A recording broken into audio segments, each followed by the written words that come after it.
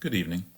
My name is Joe DeVaul, and I'm here tonight to talk about transparency, or the lack of it, and how this board handled my wife Darley's non-renewal, in what I believe was a violation of Ohio's Open Meetings Act.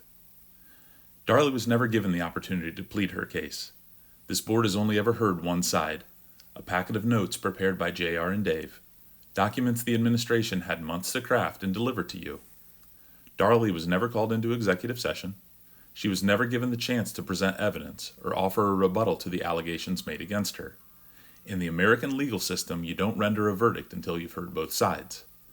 This is like a judge hearing the plaintiff, telling the defendant to sit down and shut up, and then sending someone to the electric chair. I know that's dramatic and that you didn't kill somebody, but you did end a career, and in doing so you harmed my family, and you destroyed your credibility as the governing body of the school district. How un-American is it to completely discount the other side? You have failed your staff. You failed this community. You heard one version of a story and made a decision.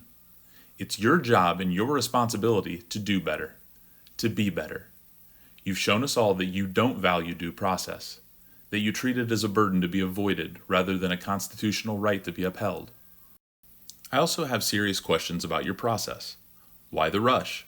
You had until June 1st to consider everything said in that closed session, to ask questions of Darley, and to offer to hear her side. Instead, you delivered a predetermined vote with almost no consideration. No consideration for the full hour of testimony delivered to you by the community you serve, people who voted to put you into the seats that you're now sitting in. Some of you stood in my home and promised to look at facts, to ask questions, and to represent the people.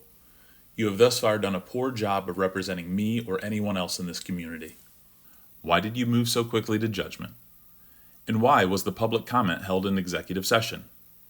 The stated reason for the executive session on April 21st was to consider the employment of a public employee. That's one of the 8 enumerated exceptions under Ohio's Open Meetings Act, and it exists so the board can deliberate privately.